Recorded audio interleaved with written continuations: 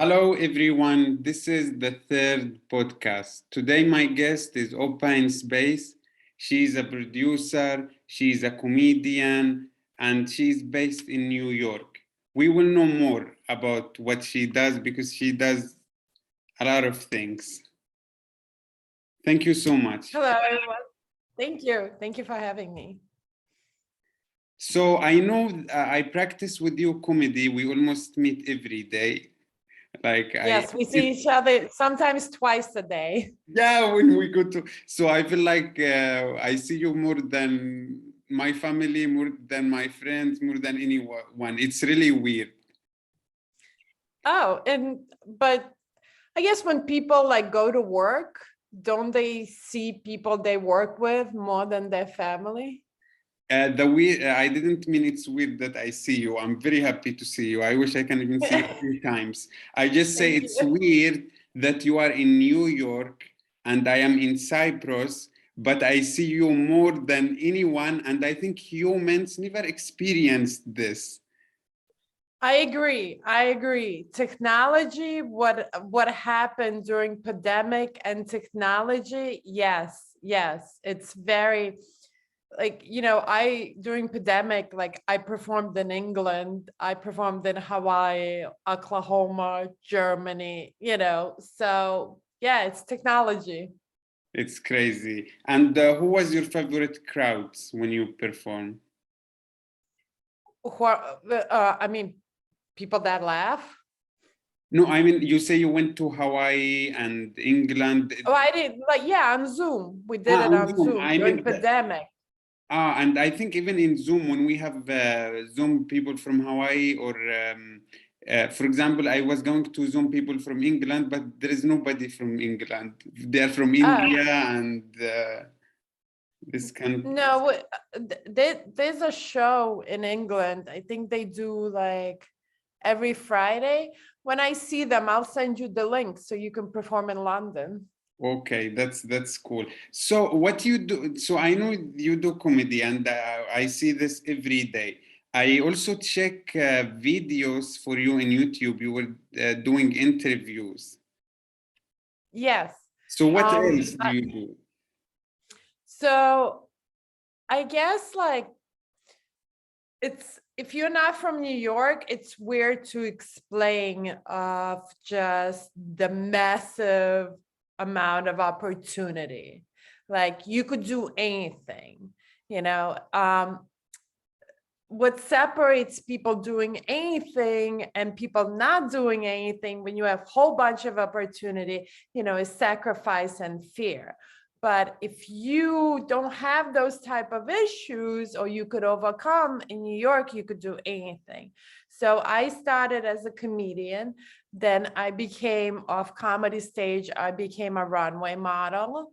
Then I started working, doing background work on movies and TV shows, which I still do now. I work as a stand-in and I get little parts here and there.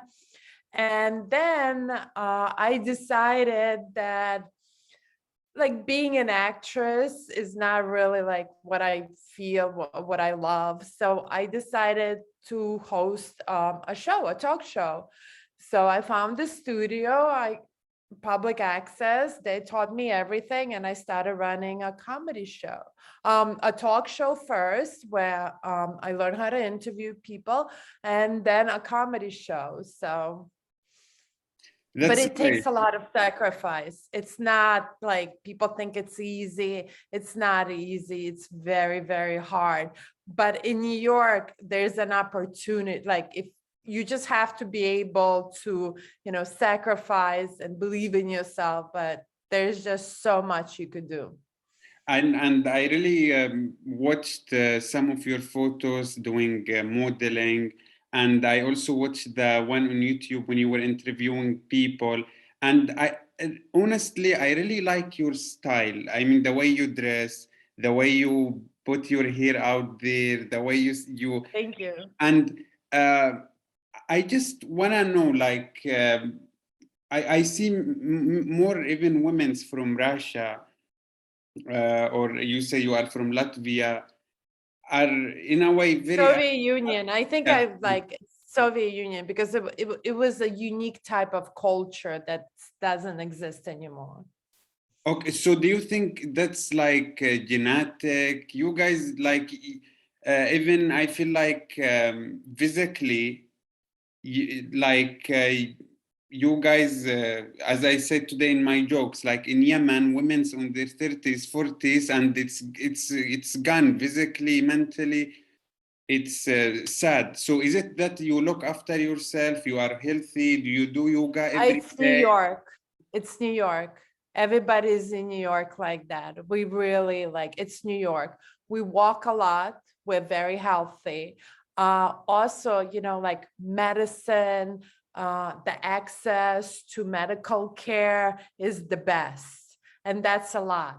Like we have medical care that is preventive. Like you know, like in most of the world, like, oh, something hurts, I'm gonna go see a doctor. Like in where I live, it's like, listen, your mom had this, your grandmother had this, maybe you should like eat like this now or this so you wouldn't get it. So we have preventive care. It's called preventive care. You know, also food, like healthy foods. Poor people can use their, like the money the government gives them, food stamps, and buy healthy food, just like rich people. So that's a combination. I think that's why we look the way we look. Wow, I really like if someone grew up in Yemen or if someone grew up in New York, the same person, they would look like different, two different people. Yes, And what's more yes. crazy is if it's crazy that, for example, in Yemen, I'm just there are too many bad countries. Yeah, but I'm it's not just Yemen. We could but just say Russia. It would be the yeah, same thing. I'm just giving Yemen as example. It's crazy Right. that someone live in Yemen and when they go to the US or to New York, in 1 year, you see the humans start to look different. And when they come back, they look different. It's crazy. So when you say in New York, is it you mean everybody or also you guys, the Soviet Union, your mom is extra on extra? No, it's like it's everybody, it's people that live in New York. We just like our quality of life is so rich and better. And then like, you know, Mm, pretty much so that like we get to take care of ourselves.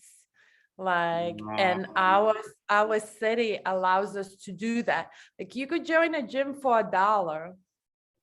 If you're really poor, there's like city gyms that you could join for free.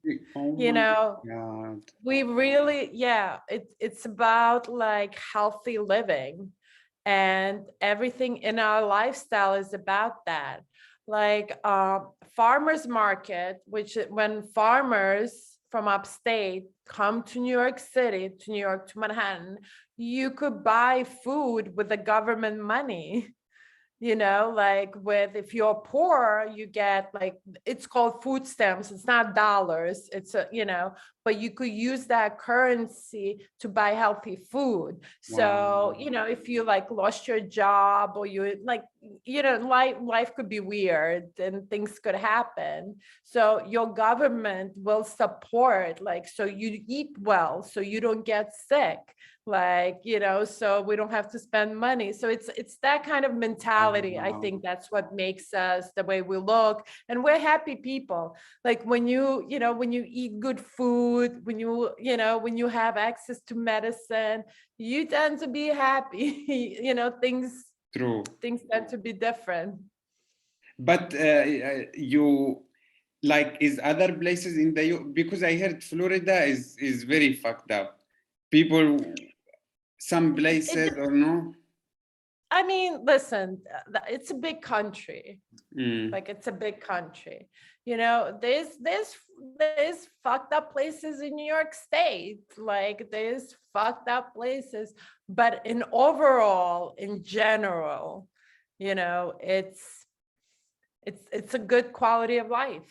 That's good. And Opa, for example, is this life in New York? accessible. For example, I know I am from Yemen. It's hard because I cannot even get the visa. But if someone in the US, is it accessible? Someone just come and he's like, okay, I'm gonna live in New York, happy, healthy, go to the gym. Is it that It, easy? I mean, if it a lot of people try and don't make it. Like a lot of people try, they, and don't make it. It's a certain type of attitude. It's very, very competitive. It's super competitive. Like the whole world comes to New York to compete. And I don't mean like some people that got on, oh, I'm gonna buy a ticket and move to New York. Like people come, like I'm a refugee, like you have to compete with people that went through shit to get there. They really want this, Yeah. so it's very hardcore competition. But yeah, you could get on a train and go. It's very expensive to live there. I mean, it's like you have to be either like have that type of money that it doesn't matter, or you have to be savvy and smart. Yeah, and I don't know, but I think also refugees, the refugee mentality, I think it's the best mentality. Like, because you, in a way, you come and you take things with very appreciable. You are very thankful, and Grateful, yeah. yeah, and it's, I think even for the human body, if you grow someone up in New York and you tell him every day, look, appreciate it, or you make someone live in the Soviet Union, where I heard in Yeah. your other podcast that you were afraid to say that you are even Jewish, Yes. Right. and you bring Right. What? them to New York for one day, they would appreciate it more, or no? Am I wrong? Yeah. No. Totally. Totally. Like I think like one of the really good examples is I have a friend and he's gay. He's a gay dude from Russia. In Russia they kill you. Like they kill you for being like on government level. They torture you and then they kill you. So his moment is that he was in New York and he was on a date, and him and his date were walking through a park, and his date, like, being romantic, took his hand and he ripped the hand. He's like, no, no, we can't do that. And the date went, took his hand. He's like, yeah, who is gonna stop us? And he realized that's like he has, like he doesn't have to think about who is like looking at him or who is holding his hand. So your whole quality of life becomes better, right? You tend to think, how can I better myself now? It's your time is taken up with something else now. That's not fair. And it makes happy people. Yeah, exactly. And I also think, for example, when refugees come and live in other country and they try to be open-minded, they got the advantage of really being appreciate things. It makes you even wake up in the morning, makes you work Yes. harder. If the air condition is not working today, it's fine. I'm gonna keep the day running. Yeah, exactly. Yeah, and also Like I'm gonna put a cold towel on my head, wherever. Yeah, it's true. Where everybody is like, "Oh my God, I can't do anything." Yeah, right, right. Yeah, yeah. there's been instances where I'm like, "What's the big deal? Like, what you have to get on the train? What's the big deal to get on the train?" So I don't get it. So yeah, Yeah, it's those things. like in Yemen, there were days where we are afraid if they're gonna bomb the house. So if you put someone in New York, he is like he would just be appreciable that he's in a safe place and he's not afraid if the Yes. building will come down. But I think the issue with immigrants is culture Uh-huh. and ideas. Some immigrants, they may move to New York, they may move to the US physically, but they are still hunted with some ideas from, for example, the Soviet Union or Yemen. I will let you Yes. go. They usually go back. They can assimilate, right? They can become an equal. in a new culture. So that when that happens, they usually like, watch news from the old country, the shit that they crawled out of, and take that as, like, well, this is news, I'm like, you left that. But yeah, like for men who can date American women, because American women opposed women from undeveloped nations have different standards, right? Like, so if you don't assimilate, if you don't compete as an equal, you can't, that's pool for you is closed. And when you come here, that's majority, So then you become, you feel like you're a second-class citizen. So obviously, whatever you can achieve or you can't, have, it becomes shit because, you're a hater. And, it, people go back. How People go about your back. parents? My parents? Yeah, No, my parents were American before we came here. that's the best. Yes, yeah, my parents. So my mother has a very heavy accent, like a very heavy accent. I want to see when you tell her she's not American and what she's gonna do to you. I like that. Like World War II got nothing on this woman. Yeah, my mom, I think she had like this American mentality when she was born. So for her, like, and that's the beauty. You could be American with a heavy accent. Yeah, and I think you get strong personality from your mom, and also I'm sure your mom is very beautiful. If someone sees her daughter, Yes, she will is. not doubt. Yes. Yeah, that's amazing. But I want to be more realistic. I'm really proud of your mom. It's good for her. But for Yeah. example, my dad, imagine he come back. Like, what I want to say is the mind is so dangerous. I think what's between our ears could change our reality, and Sure. mind sickness and mind could hunt us if someone is not going to stretch, if someone is not going to work out, eating healthy, having good people around him. The mind might just destroy him, thinking and Yeah. this. So sometimes it's really hard for people when they are around the wrong people, when they are unhealthy. It's hard for the mind to adopt, and it's really hard. Maybe even me, I will give up. So we actually have health insurance that would cover your dietitian who could teach you how to properly eat. Like, but that's part of quality of life. You can't like, you can't put your brain into somebody else. You can inspire somebody. You could say, hey, look, this person was like this and now like this, but you can't. There's a lot of people who don't take advantage of their environment.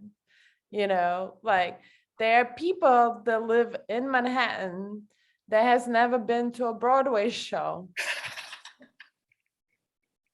Like, you know what I mean? Yeah. Like, yeah, Oh my God. there's yeah, so you can't, but that's every people. That's every people. Yeah, that's what I wanted to say, that lazy people exist. People who give up exist. And demons inside our mind exist as well. So Yes, yeah, yes, yes, yes.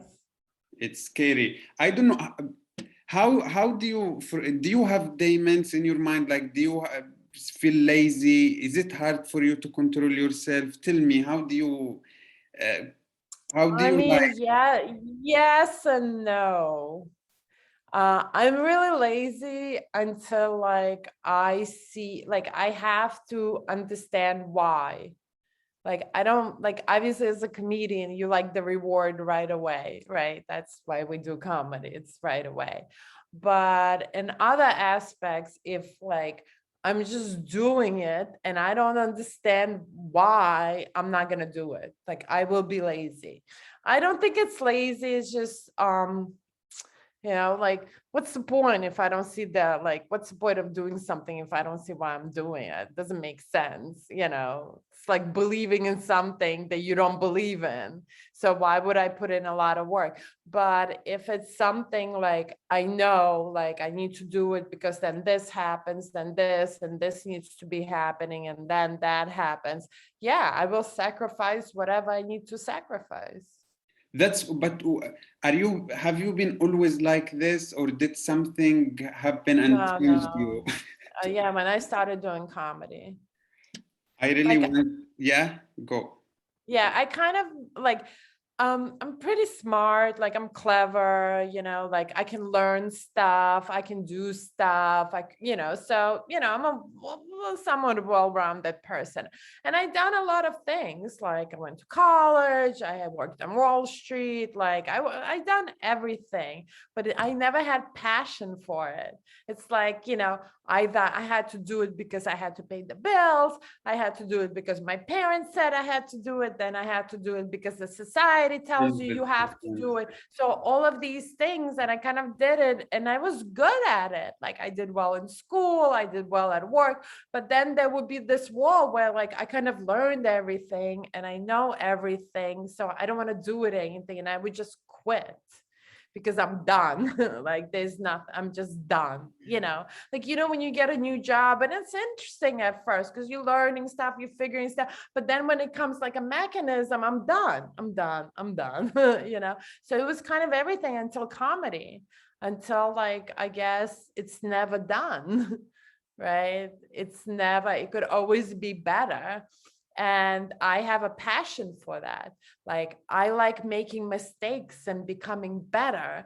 And unfortunately, outside of being an artist, that's not acceptable in our society, right? Because like you always got punished for making mistakes in school. Like that's ridiculous. That's what school is for.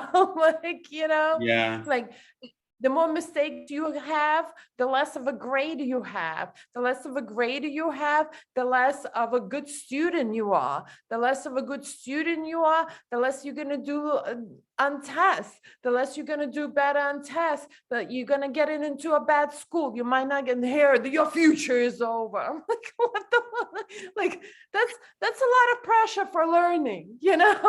So yeah, so I see like comedy, and it's one of the reasons is passionate is because you get to make mistakes and become better. And I really like that, opposed to not making mistakes and just having kind of a plateau. Yeah, my sister, she's in school. She's like 13, and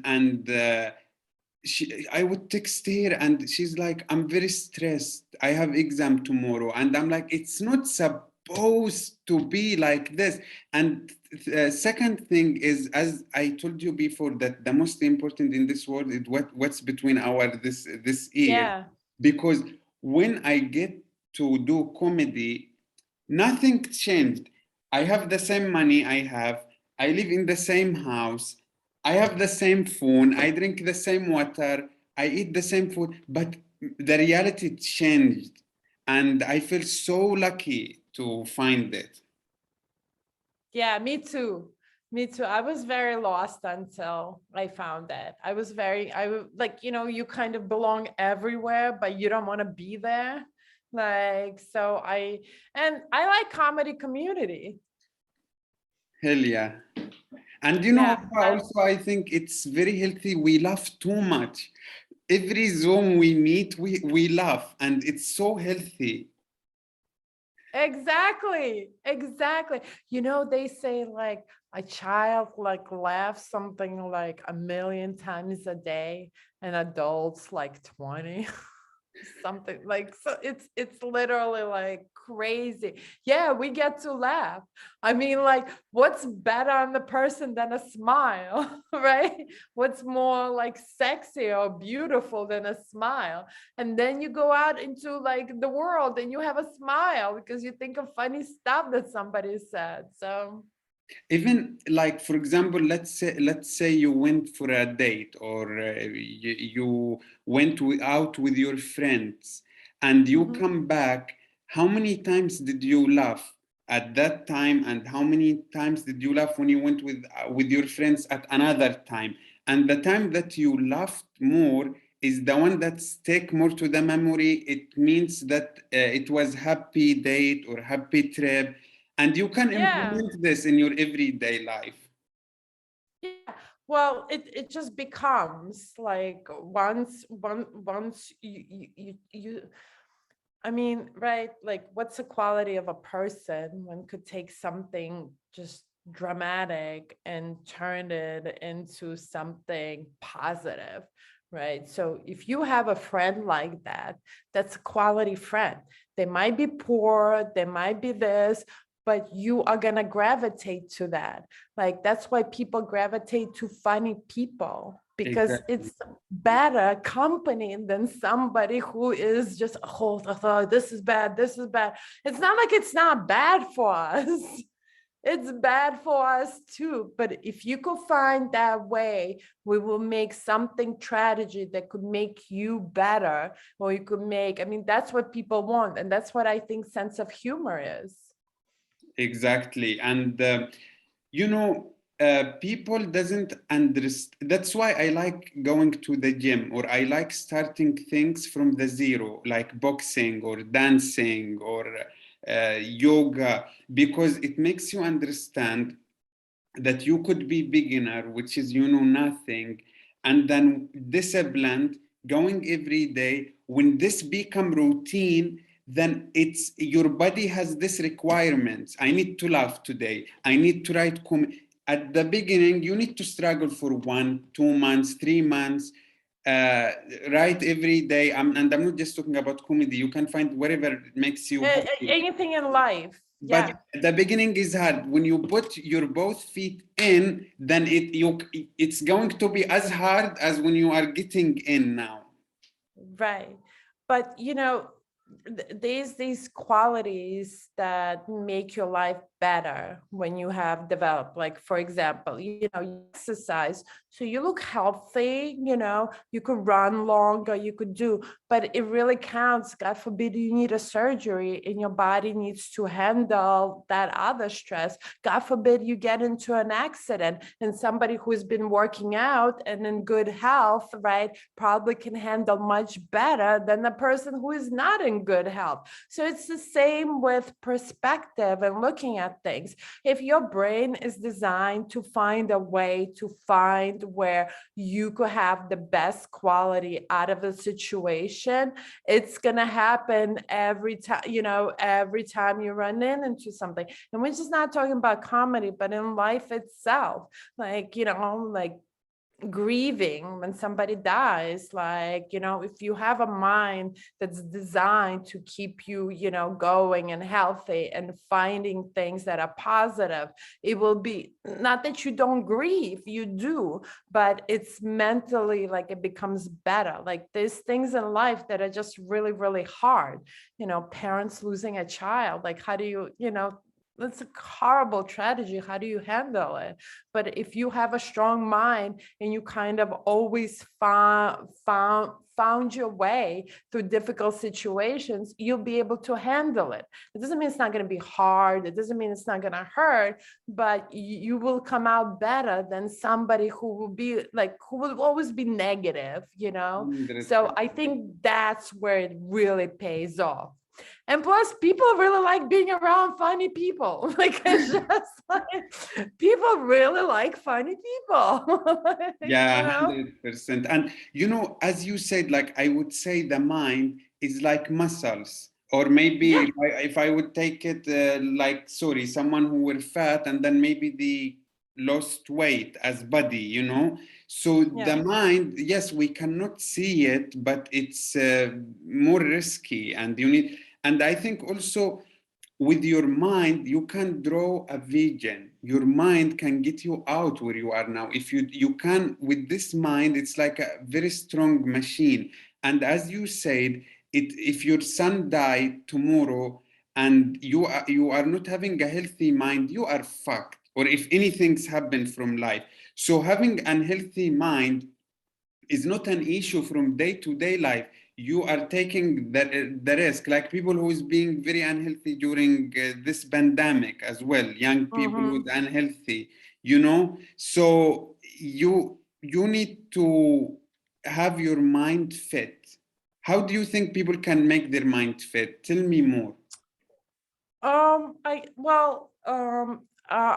I think there's a lot of things you could do. You could read books. You could read. I think experiencing other people's experience, tragedies and so on. So that's a very good. But I think it's training your mind every day. I think it's doing the hard work. You know, I think it's knowing yourself, very important. I think that's the biggest problem people have. They're usually very delusional of themselves, like I have problems, but I'm aware, and that's the difference. That's like knowing what your issues are, and that's the difference. Recognizing that I'm going through this because of this, and I have issues, so I'm allowed to, let's say, grieve. I'm allowed, but I'm not allowed to like stay in my bed for 3 months. Like that's not allowed. That's your mind. So once you're aware of yourself, you could differentiate what is it that's messed up about you and why you're acting. Well, are you reacting to your environment, and you need this reaction to heal yourself? And once that's recognized, you could really control yourself and control your emotions. You can't control how you feel, but you can control how you act. Yeah, 100%. And as you said, like it's really risky. That's why we have too many problems around the world. Most people are unhealthy. We have wars. We have the Soviet Union. We have Yemen, because people are delusional. And really, many people live all their life. They don't know who they are. They fuck their life. They fuck the new generation's life. And life is going, Opa. I want to now ask you, how we talked about the mind too much, and I want to ask you this question: how do you like pick your style? Yes, you say you live in New York, but I want to know, like, because you have unique, even in the group, people are like, "Opa, your nails are nice," when I saw your videos, the outfit, your hair. I mean, how do you get The to? choices I make. It's yeah. So I have a personal taste. I have a personal sense what I like, what I don't like, and what makes it so good opposed to somebody else's. I pay nothing for it. It's very little money. Like my nails, you see, I do them myself. Wow, this is the secret, huh? Right. So it's always going to be nice because I do it. Like, the way I pick my outfits. So there's this mindset that fashionistas, people that wear the latest, like, you see on red carpet, like Paris Hilton and all of them. They're very wealthy women that just buy whatever designers make, you know. I like what I wear, right? I will go through a thrift shop. It will cost me like $3, and I will rock it out like it's a Versace Gucci that I paid $3,000 for it. So it's confidence. It's like confidence in yourself. And when you do something yourself, I think there's so much more attention to it. And it has to be so much better. So when, people go like, oh, I love your nails. Would you spend $100 for it? I'm like, no, like an hour every 2 weeks. Okay. Yeah. So I think and that's a lot. Like, look at urban wear. Like,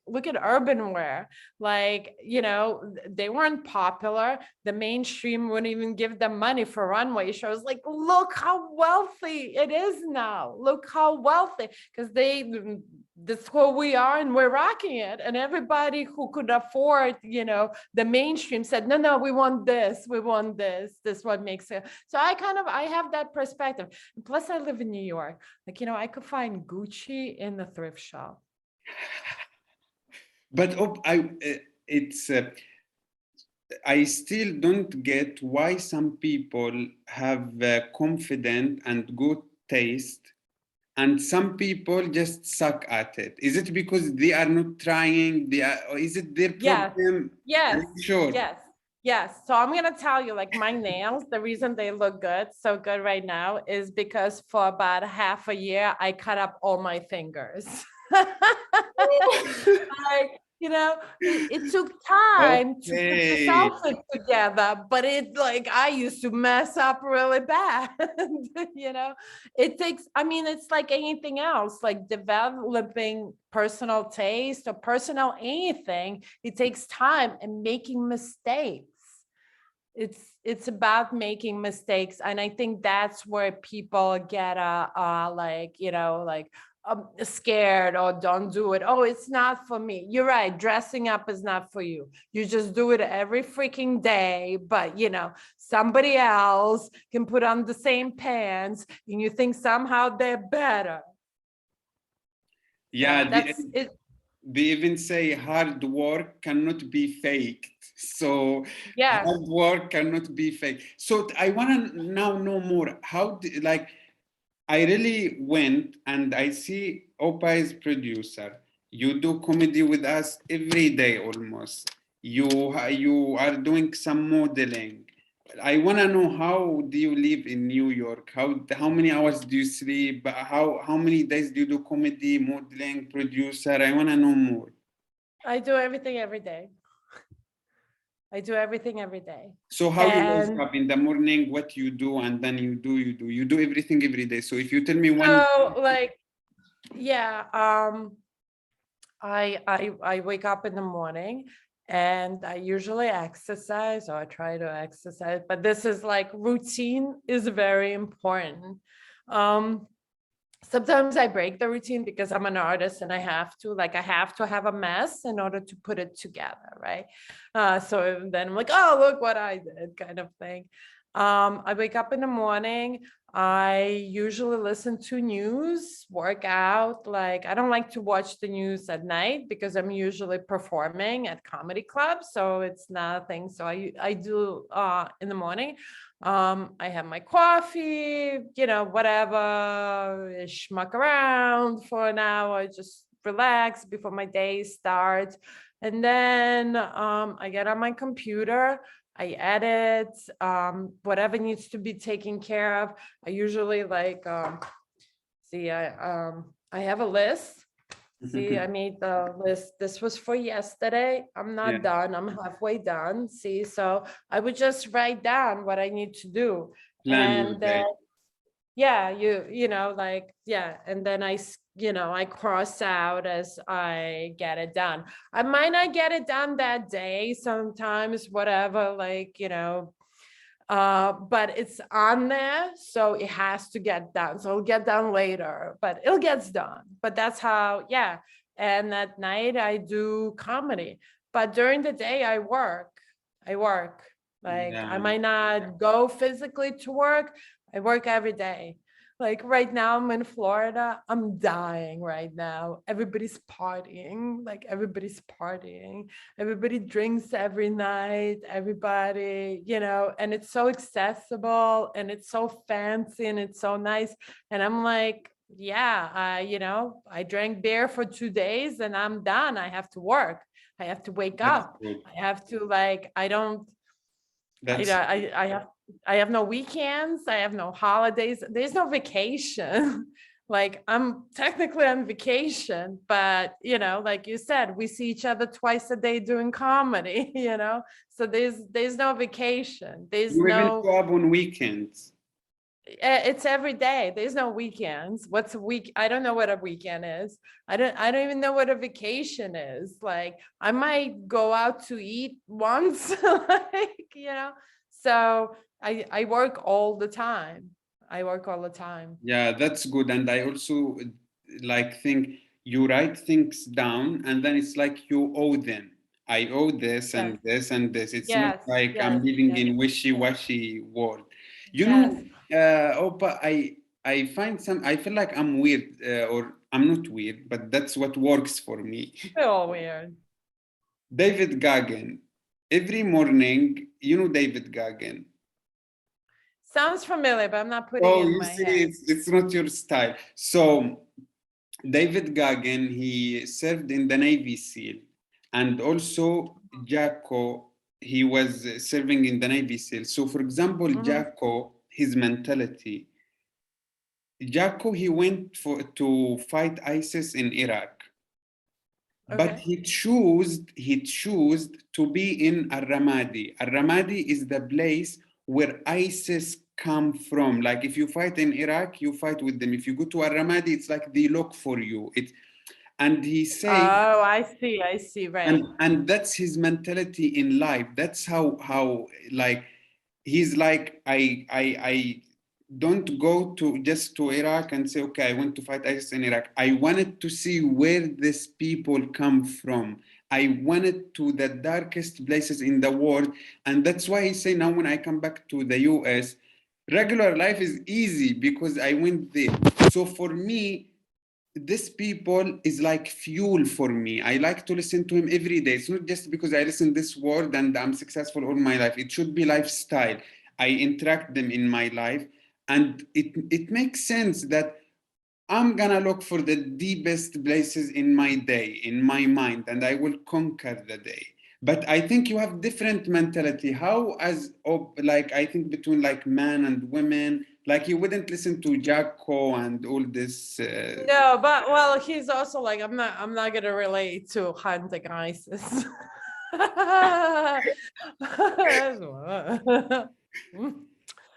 Yeah. But the mentality is actually the same. You have to do really hard things. Like you have to do really hard things. My mother actually taught me this when we came to America. She said, she told me two things that are very, very, very true and smart. Is that number one, you can buy anything. You can buy hair, you could buy nose, you could buy looks, but what you can't buy is what's here. Mm, One thing, but between your ears, you cannot buy. So yeah. that's one thing. The other thing she said, the way to make it in America is to do and say things that everybody knows and wishes they did it themselves, Mm, which is very hard, mhm. which is a very, very hard. So I won't hunt ISIS, but I will go do urban rooms. I will sacrifice a lot of things in order to get something. Like I will do those hard things because I know that this be the most rewarding thing.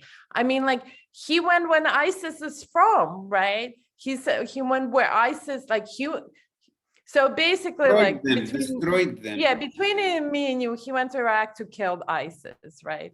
So that's in simplest terms. So either I go look for them to kill, or I could just stand here and they're gonna come for me to kill them. I mean, like that's hard, but it will have the most reward because then you don't have to go anywhere or look for anybody. Yeah, for sure. I'm not talking about the U.S. military or politics. I just like to take the No, list, no, no. We're talking about the doing hard things. It's hard just an things. Yeah, example. like Yeah, yeah, yeah, yeah.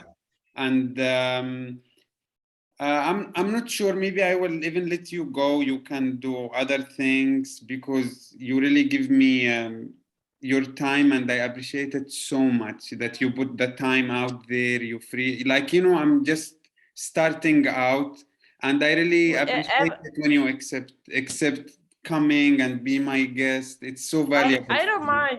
You do what you need to do. I thought it was gonna be a 2 hour thing, so I made time. That's Okay, fine. so I will ask you other question I wanted to ask you. Sure. Uh, Opa in space. Is it your Upa. real name? Opa Upa in space. in space. I want. Um, okay, so I'll tell you what it is. Okay. So my given name is in Russian is Irina Lvovna Ginsburg. That's how it sounds in Russian, right? In English, to translate it, it will be Irina Ginsburg. Now, in Russia, we have two versions of a name. Like we have your official name, which would be Irina, which translates to be Irina. And then we have informal version of your name, which is used in a family, with your friends, and it would be Ira, just a shorter version of my name, right? So if you, I had when this before I went to entertainment business, I was working in the office, and my coworker was Russian speaking, and she asked me for my telephone number. So I wrote it down. I wrote my name, Ira, and my telephone number. So she goes home, and her husband is Dominican, Okay. who is a very jealous man and doesn't read or speak Russian at all.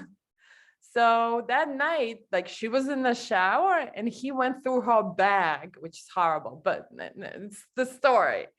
And he found my telephone number. And when she came out of a shower, he was yelling at her, "Who the fuck is Upa? Who the fuck is Upa?" So because he read my name in an English Wow. alphabet.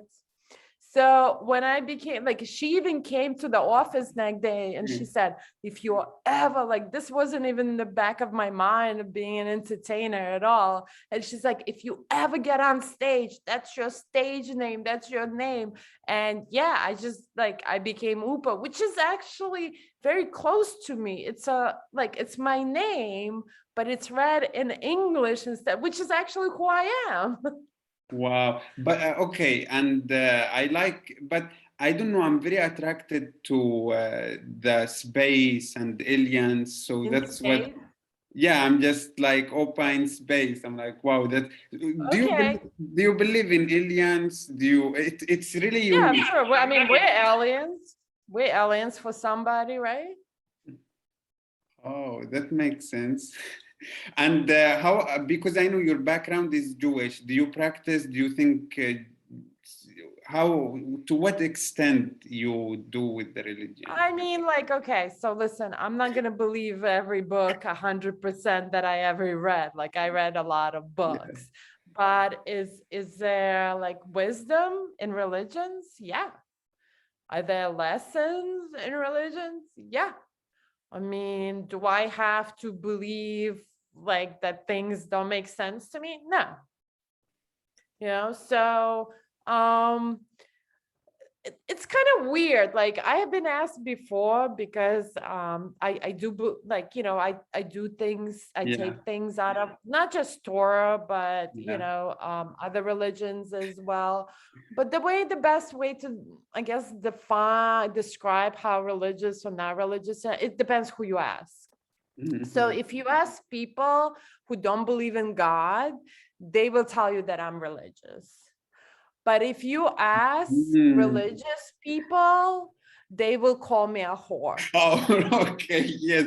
But I loved your answer. I don't know why, but I don't want to be like make it like teams and groups. We are all humans, but I'm kind of so attracted to people who hold a mind like yours. I feel like we are comedian, and I feel like that makes more connection, and then you have this mentality. I think religions are good to take wisdom from 100%, but when it comes to tell me that someone jumped from the sky and some go to the lab, go do science, which is give credit for your hard work, not to come and tell me someone jumped. But again, some people still think that you don't need the religion and the wisdom of the religion to live a good life and to protect your family.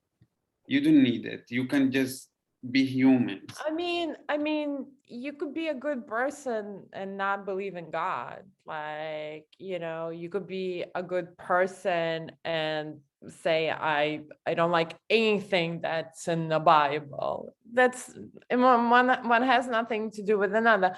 I mean, religion's basically a human history. It's like a history book. Let me tell you something. Somebody wrote that and somebody had their own ideas. So you can't take it at 100%. I read a lot of books. Some things I like in them, some things I don't. So I take out, but there's nothing wrong with like being religious or not being religious. It just all comes down if you're a good person. This whole bunch of like really bad religious people, like just bad. So I don't know. I'm kind of lucky because I live in a place where it doesn't matter. Other places it matters. Yeah, and I think that's what sometimes comedy about, when you find a comedian who is really doing his job. Because I come from very strict family, which is, you are consider yourself lucky, not because but how much I'm able to bring out from that Carlot shares and from the fucked up, and I see people laughing all the time. So I really feel so much reward when I feel like I'm able to transfer what hurts me, what I was stuck in, and then just see it as a smile in people's face. Yeah, well, like I guess people do comedy for different reasons, right?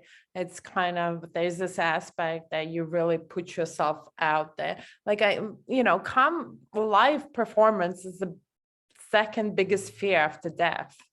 Like standing on stage by yourself, telling by yourself. But for everybody, it's different. And I think for me, just like you, when people laugh, I don't feel alone.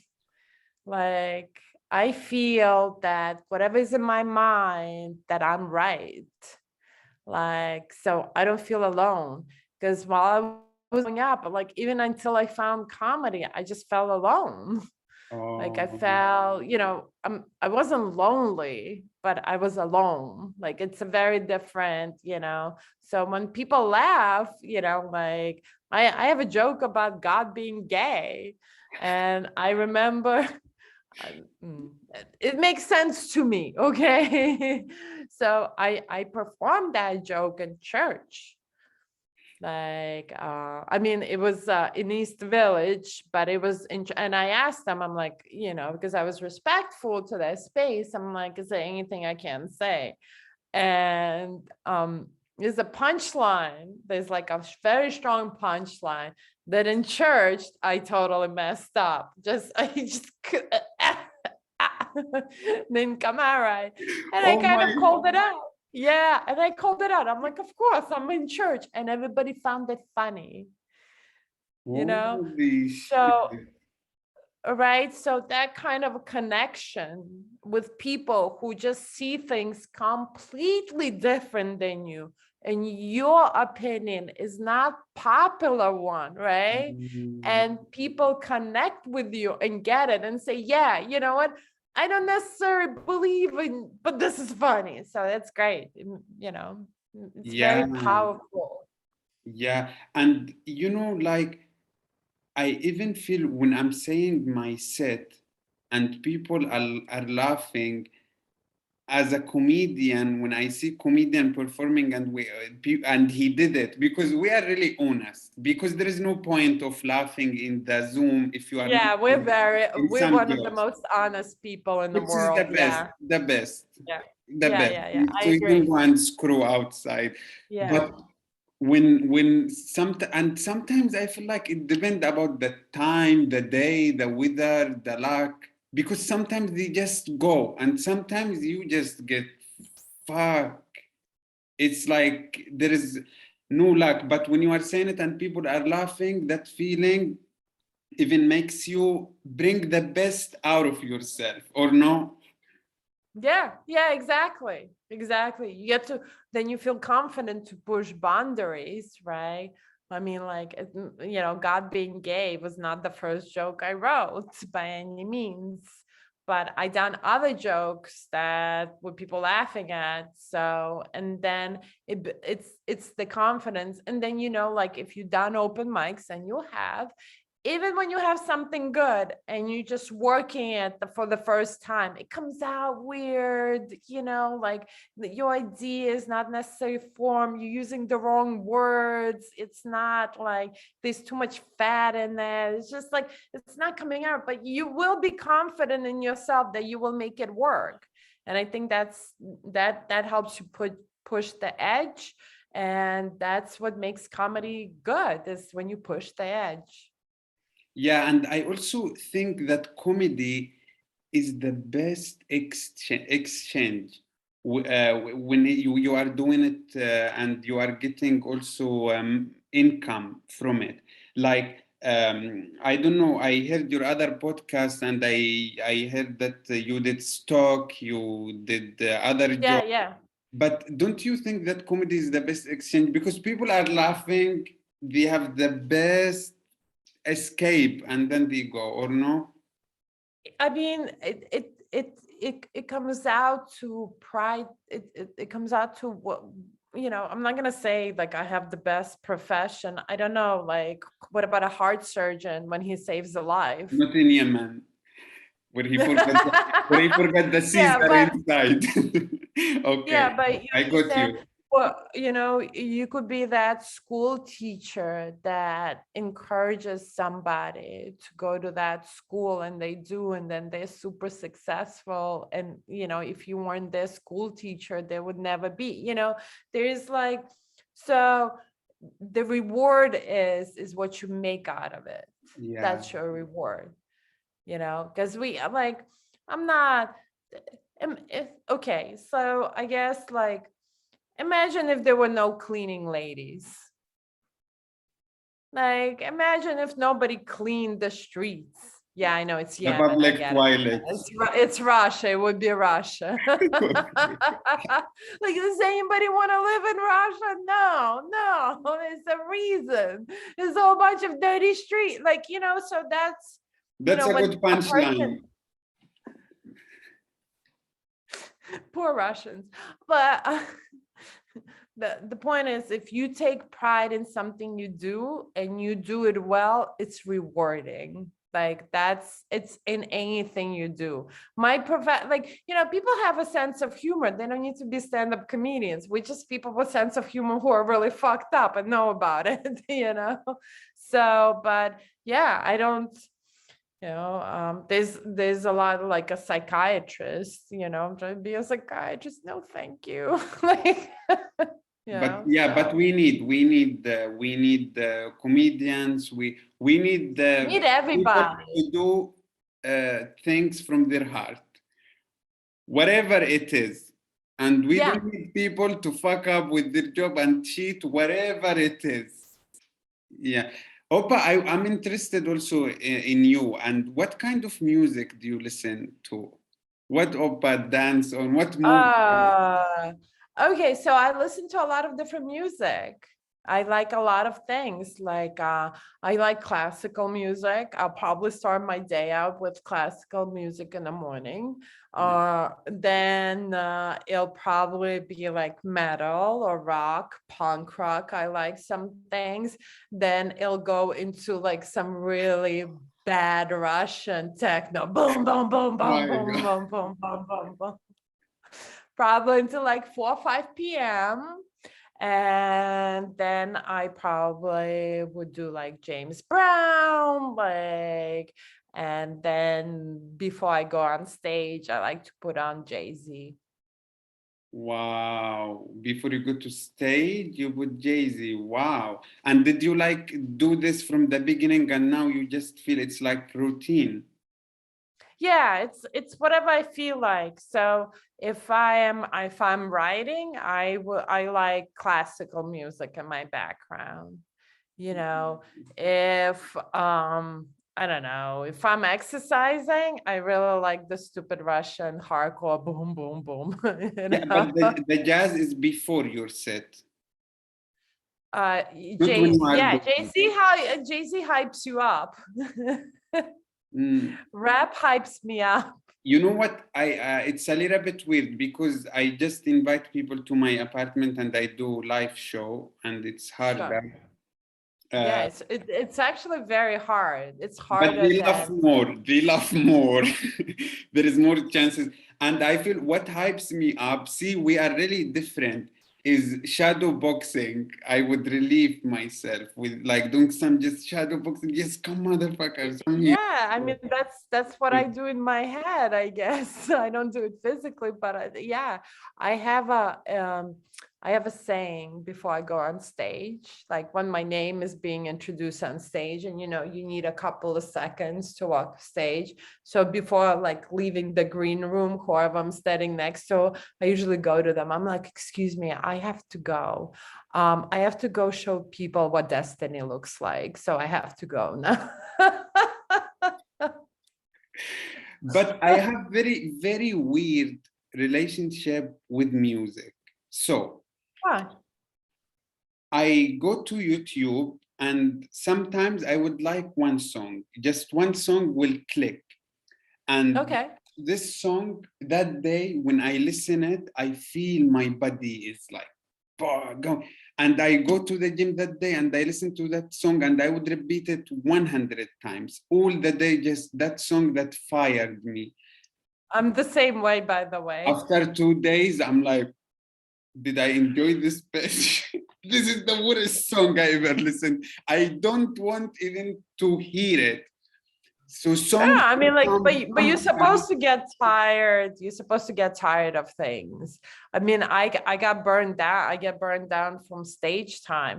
If you go on stage every night and you say the same thing, no matter how much you love doing it, eventually you just get burned down, And then you take a break. You listen to something else. That's why I like to listen to different genres. So if I just listen to classical music all day long, the next day I don't want to hear none of it. It's boring to me, right? Like I'm done. Like how many times can you, if I just listen to rock all day or rap all day, that's why I like different genres. I listen to different, but it does happen when you find that one song, you just play over and over and then you get tired of it.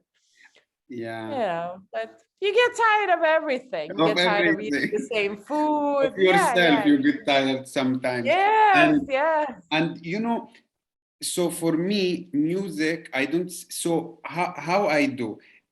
For me, if I feel like something is giving me some reward, I do it. For example, why would I do the Zoom and not doing listening to a movie?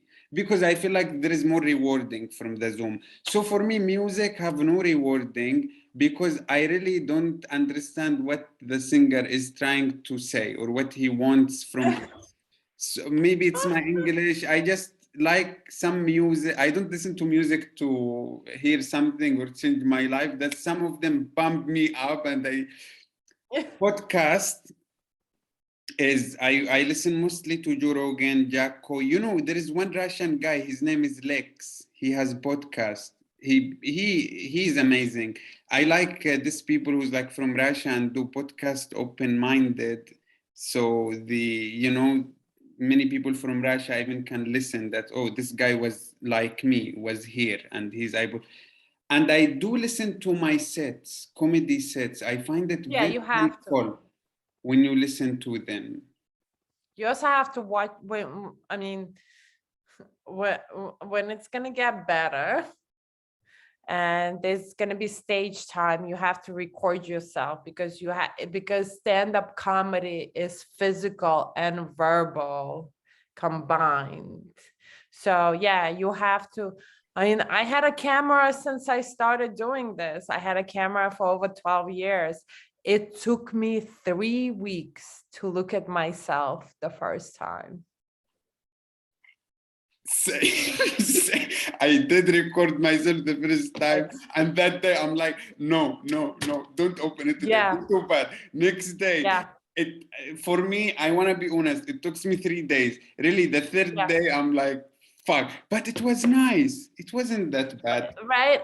And it made you better. Yeah. You know, it's like, it's one of those, nobody likes to hear themselves because we don't sound the same way to people that we do to ourselves.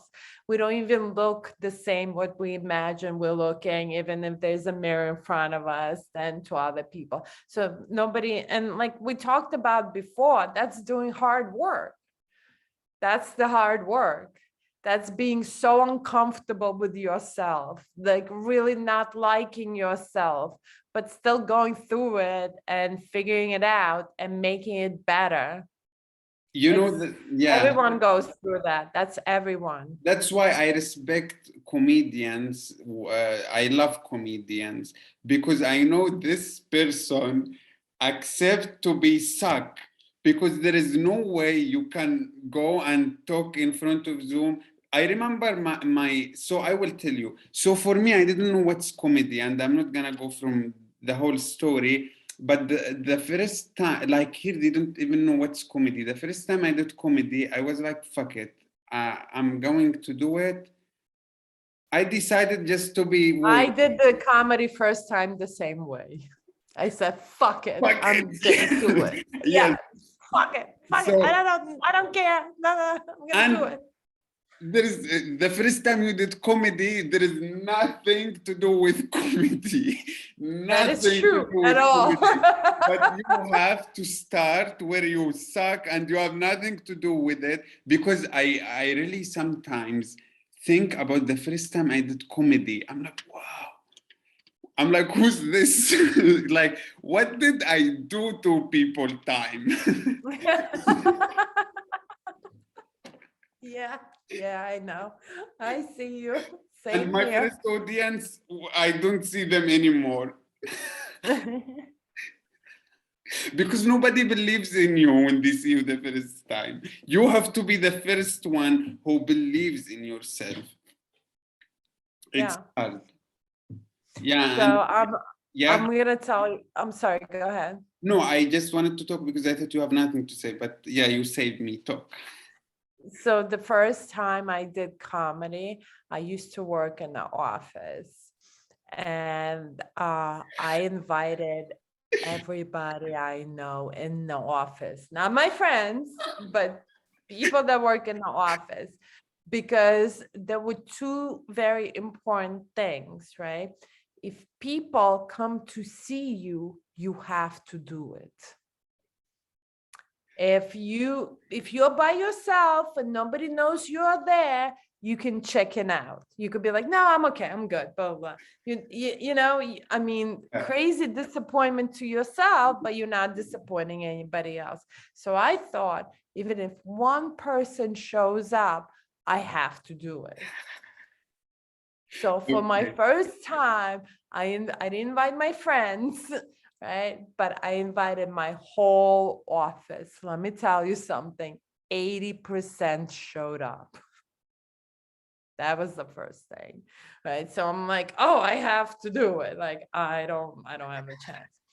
And the second of it was like, you know, I fucked up so much in my life by that point. Like I have disappointed so many people. I disappointed my mother, my father, my friends, my boyfriend, my this, God, maybe at some point, grandparents, next 3 generations. I don't know. I have disappointed everybody. So that was also the mentality of it. Like, oh, how, like, who else? The devil? Well, I'm a Jew, so he's probably disappointed too. So then it's like there's nobody. So yeah, it's like you said, it had nothing to do with comedy. You know, like my hands were shaking the whole like 3 minutes that I was. Nothing else was, but my hands were. So it had nothing. Like it had nothing to do with comedy. It was the aspect of putting yourself in a really uncomfortable situation, surviving. And then once you did it, no matter what it was, no matter how it was or who it was, once you did it, they laughed, they were disappointed, they weren't, didn't matter because of how you felt. It didn't matter. I'm like, did I disappoint my mother? Oh, good for her. Good for her. I'm like, I'll be disappointed. I'm just going to go do this now. Oh my God, did I disappoint everybody? Oh, good for you. You should join a group, guys. You should become a group. I'm going to go there and just do my stand-up comedy. So it's like you said, it had nothing to do with stand-up, but it had to do with like challenging yourself and doing something that's really hard. Yeah, no punchline, no setup, just going there and learn. But you know, 5 minutes. yeah, and you know what's the funny thing is, at the beginning we are just fucking people up. It's like victims. So because look, in my opinion, people forgot. People for is people gonna hold that 5 seconds you try to make them laugh and be screwed all their life? But you are the one who is getting the benefit.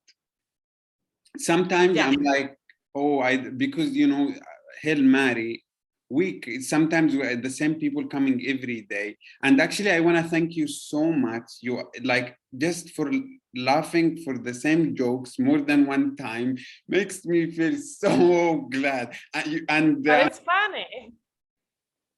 I don't know. I just want to tell you that to hear someone laughing for my joke for the second time and because I do have the idea that when someone hears the joke 3 or 4 times, they are tired of it. They know what's the joke. You just keep laughing. No. No? So that's what makes life, the aspect of life, great. It's not a recording. Like it's not the same every time you do it. If you work on yourself, your time, like, yeah, I know exactly what your next word is gonna be, let's say, because I know your joke. Like, and if I like it, I definitely remember. Because you know, if I laugh at it before, I'm like, oh, this is smart, I'm gonna remember. So even if I know what's coming, it's the way you do it that will make the difference. Mm-hmm. You know? Like, so when you perform, when you see somebody and yeah, you already know, like you heard the joke, but if you're improving, if you're doing it, you will do better every time you do it. So hence, like, I know it's already funny, but then you know, you just like do so well, it's still funny to me. Why when I laugh, it's funny, you know? So I think like that performance, that personal aspect of it is why people keep on laughing on the same thing.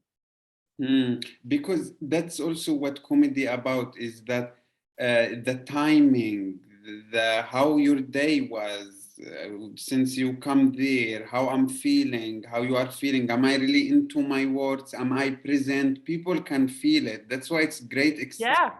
with the audience. Yeah. Yeah.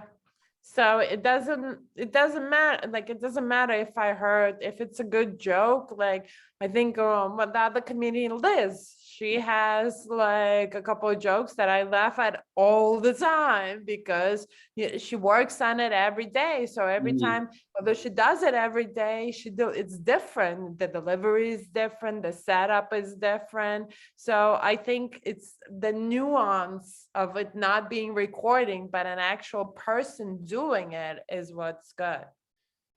Like today, I was like about the doctors that someone can write, don't leave my organs alone, motherfuckers. And everybody laughed just because, and you know, I always try to avoid I love the word motherfuckers, but I always try to avoid it. I'm like, what if people doesn't laugh? But today I find out better way to put it.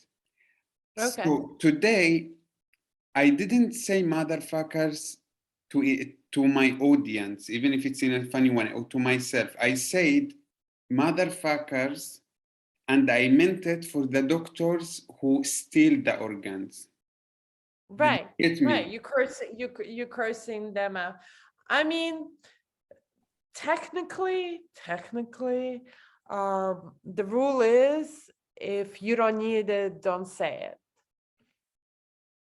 You Hmm. know, yeah, if you don't need it, we know that motherfuckers, they steal organs. Who else would they be? Yeah, You around. know, right, exactly. I mean, maybe that's your joke. Maybe like motherfucker. I mean, like, you know, but if you like it, if you like the word motherfucker, you should do a joke about the words motherfucker.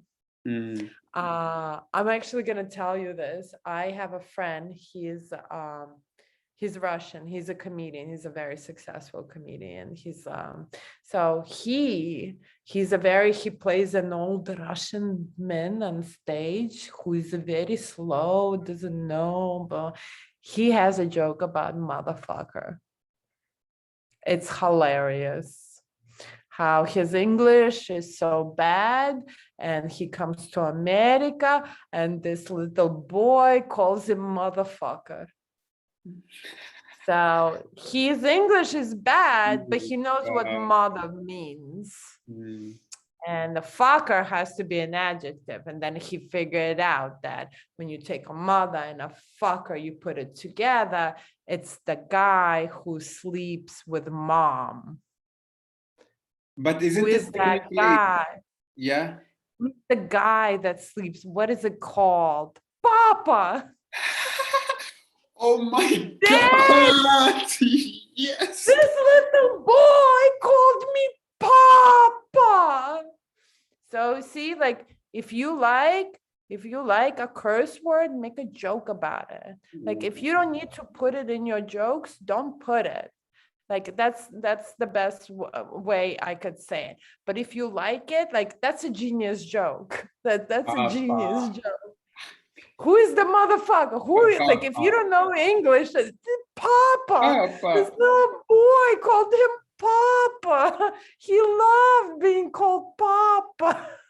But you know what drives me crazy, and again, I'm not gonna try to get into people business, and I'm gonna just be myself. But there is Sure. one comedian, his name is Nate Diaz. I don't know. Anyways, he's famous, and he would be, and he's like, that's why I don't know him, because his style is weird. So he would go and he's like, "Hello, dick suckers," and everybody would laugh. So I feel that just his style, if it fits you, if it fits your audience. Yeah, right, exactly. But also I have to tell you, audience will look at a lot of things. Like audience, when you're an audience, they will laugh at a lot of things. They will laugh everything from a stupid poop joke, you know, a dick joke, to a really intellectual, philosophical joke. So, you know, Uh, audience, when like they say audience is stupid, they are not stupid. Okay. It's what you give them. But they will laugh on many things, like, you know. yeah, and it depends who's your audience. Like I heard that there is Australians, they come to New York for holiday for comedy. I never thought about this. I thought that people go for holiday to the beach, but I never seen people going for holiday just to watch comedy. It they come. I feel like you are saying no. I don't know. Can I just tell you something? The Yeah. thing I learned from living in New York, people with money do stupid things. I mean, Australia has a nice circuit of comedy. You know, people pay money to go on vacation to swim with sharks. To me, it's mind blow. Like, Oh this is my I God. don't get it. I don't it. Why? So is there a whole bunch of Australians that go on vacation to New York for a comedy scene? Probably. I'm You know, not I sure don't. the comedians of New York would appreciate what you just said. So, but sure. People with money do a lot of crazy things. I don't know what to tell you. I mean, Australia has a really nice comedy scene. They are very developed in that sense. There are a whole bunch of Australians, they get together and say, we're going to go on vacation to America and we're going to hit this comedy club and we want to see this. Probably. I mean, these people who are like, I'm going to go on vacation and swim with great white sharks. What? Okay, so yeah, okay. But let's be realistic. Why not? Maybe people really come to travel from Australia and around the world to Sure. New York to listen to quality comedy and hard work. I'm like, maybe these people, you cannot compare them with someone who going and swim with the sharks. Or I don't know, Or maybe maybe you they are. already swam with sharks and they have so much money that they decided to do this. I don't know. Yeah, sure. Yeah.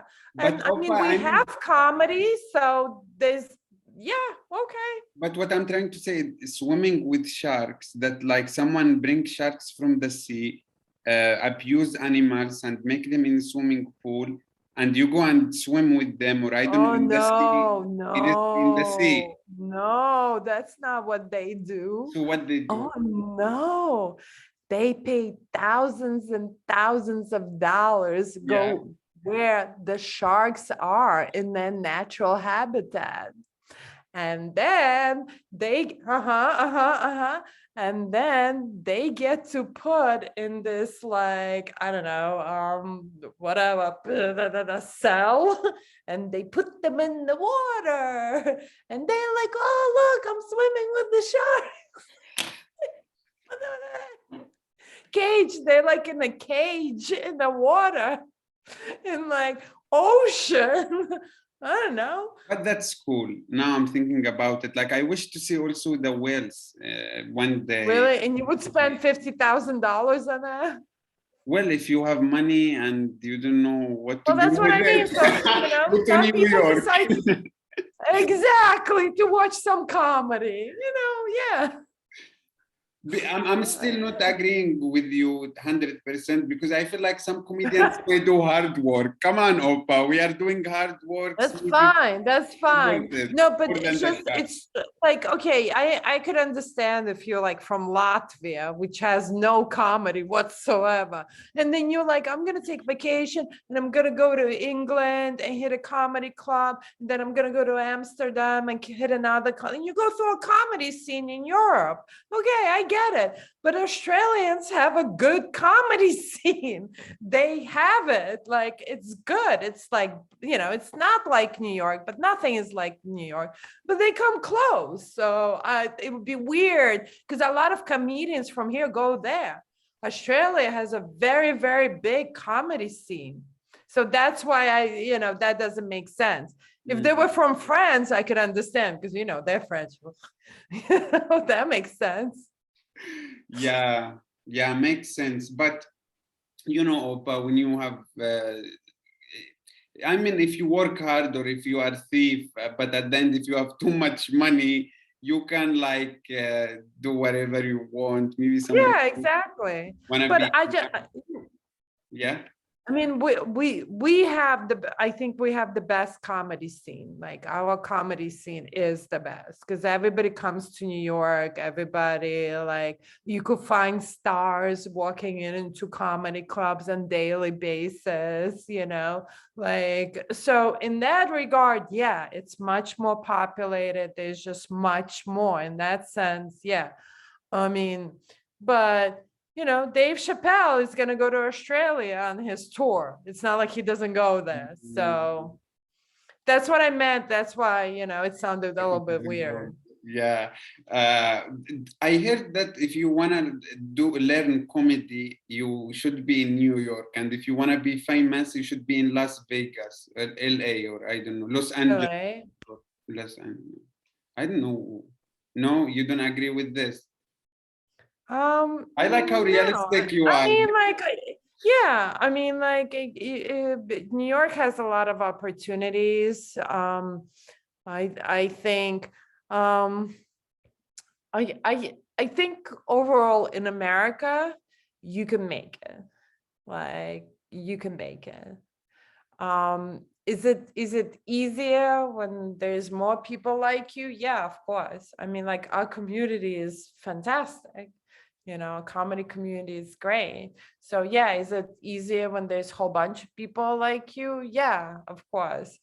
But I don't think geographical location really determines, success. I More think it more does. It opportunity, does. more Like if you are in choices. Cyprus, here there is not even comedy. So if you are talking about Cyprus and New York, it makes Yeah, sense. but then like you're the only one. Then, when it opens up, go to your local restaurant and be like, I'm a stand-up comedian. I would like to start a stand-up show there. Then you're gonna have the only one comedy show on the whole freaking Cyprus. You know how much money you'll make? So it's what you make out of it. Oh, look at you, Opa. You are, you really put this in my mind. Okay. Yes. I'm thinking when you tell me this kind of ideas, what comes in my mind first is go and look for some people who is special with making events and all this. You cannot just jump and do it alone. You agree? I mean, I just go. I just, first of all, when you're the only one, like people who are gonna believe in you, they're really gonna believe in you. Like, and it's also when you're the only one, there's gonna be a lot of people who don't believe in you. But you are, yeah, when you are unknown, it's hard to sell the ticket. They're gonna be like, who's this moron? The Yeah. only one, the one and only. Yeah, exactly. It's like, ugh. Right. But when people believe in you, it's amazing. Ex- yeah. It's like better than mother's love because they're not your mother. Like, it's amazing. So when I started my festival, like I didn't have a venue. And in Coney Island, there is no stand-up comedy. It's a really tough neighborhood. These people, like, you have to bring it. They hardcore. That's why. Like, it's in New York City, but nobody messes with it. Wow. It's very tough. And I mean, but that's also what I say. If you could survive the Coney Island, you're fine.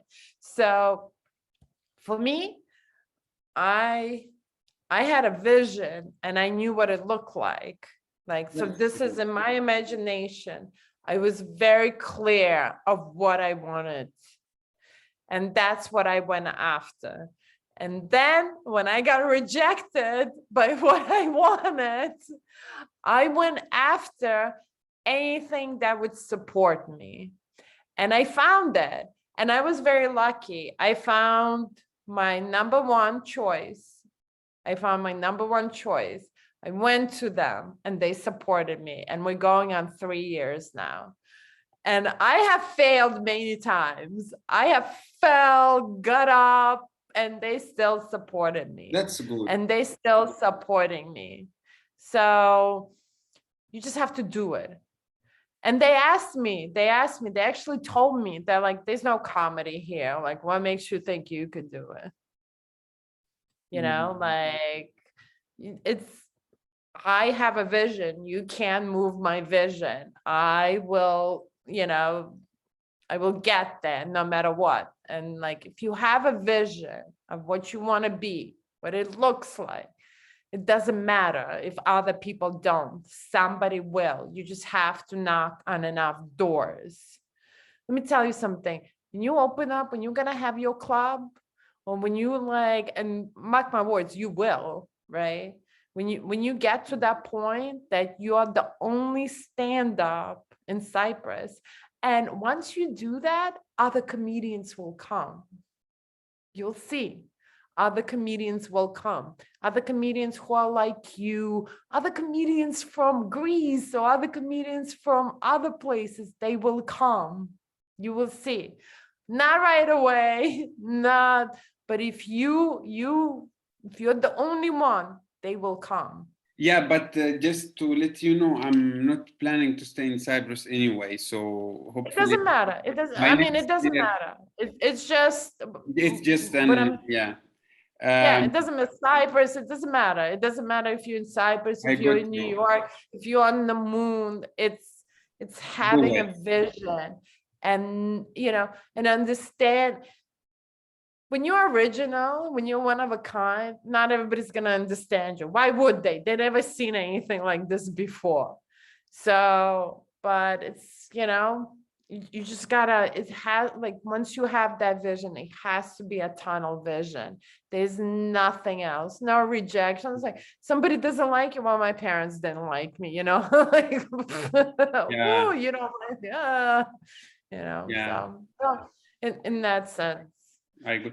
Oh, but I But really. I have a feeling you're gonna do very well in life. Oh my God. When people tell me this, like they say, oh, girls like to be like, oh, you are beautiful. Men's like to be approached, but don't go and approach man, oh, you have nice lips. Or, but that's the way, like when you tell me you're gonna do it, you are good. We have hearts as well. It's not just only Of women. course. Oh my God, yeah, of course. We're all the same. We're all the same. We're all the same. Yeah, and sorry, I feel like I interrupted you a couple times. I feel like you are more professional in conversation. You give me more chance to talk. I feel sometimes I'm just jumping on you, or no? Thank you. But I really listened to your podcast on YouTube. I watch your conversation, and I love so much about you that you are always trying also to put message out there. You have your opinion, and I think this is very important to be a comedian or to be a person. And that's like this is my third podcast. I never been to any other podcast, and I'm very thankful for you. You made it, like, I would say this is like, I'm very surprised of myself. So thank you, Opa. Like, you are Thank you. amazing. The way you talk, the way you put yourself out there, you are so great. Thank you so much. I really appreciate that. That's really nice. Thank you. Yeah, and I think for me, this is like, I still need to practice more and more so I can, like, I need to pee, I'm hungry. So maybe we wrap this up. But honestly, Opa, like, from here to the sky, like, I'm very thankful that you made the time. You made this podcast so amazing. I'm so proud Thank of you. myself just because you made You it so should easy. be. You should be. You did a great job. Thank you. I appreciate it so much, Opa, and enjoy the rest of the day. I hopefully see you tomorrow. Probably see you later. Yeah, see you later. I don't know where I'm gonna meet you. Bless you, Opa. All the best. You've been amazing. Thank you. You too. Great job. Thank Bye. you so much. I'll see you later. Bye.